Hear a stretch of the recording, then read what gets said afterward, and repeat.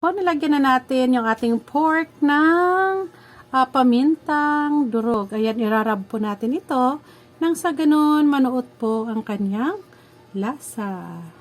Kumapit ang paminta sa ating karne. So ngayon naman po, nalagyan na po natin ito ng kabilaan. Na-coat na po natin ng asin at paminta lahat. So ngayon naman po ay meron tayong ilalagay na isang ingredients. Ngayon naman, lalagyan natin para maging mas lalong masarap ang ating mga niluluto, lalagyan natin ito ng Knorr liquid seasoning. Okay? So lalagyan natin ito, gawin nating masarap ang ating mga niluto para sa mas malusog na bukas with Knorr. So ayan, ilalagay na po natin ang ating seasoning dito sa ibabaw. So kabilaan din po, atin din po yan i-coat nang sa ganon manuot po ang lasa ng ating Knorr seasoning, liquid seasoning. Ay, parang ano mo? Parang ano naman na... So ngayon naman po, ayan, ilagay ko na po yung mantika sa ating kawali. Papainitin po natin ito ng mainit na mainit.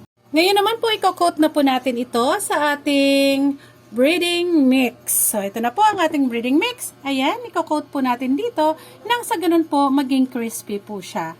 Ayan, antayin na lang po natin ang ating kawali na uminit na husto nang sa ganun maipan na po natin. So, ayan, coat na po natin sa ating breading mix. Nang sa ganun, ayan, hindi po siya magtalsikan. At maging crispy po ang kalabasan ng ating slice pork. Ayan, lagay na po natin ang ating fried pork na merong Knorr liquid seasoning. Okay? Ngayon naman po, titikman na po natin.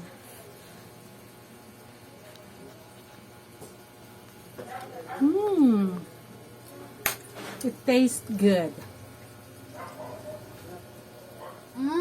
It tastes good.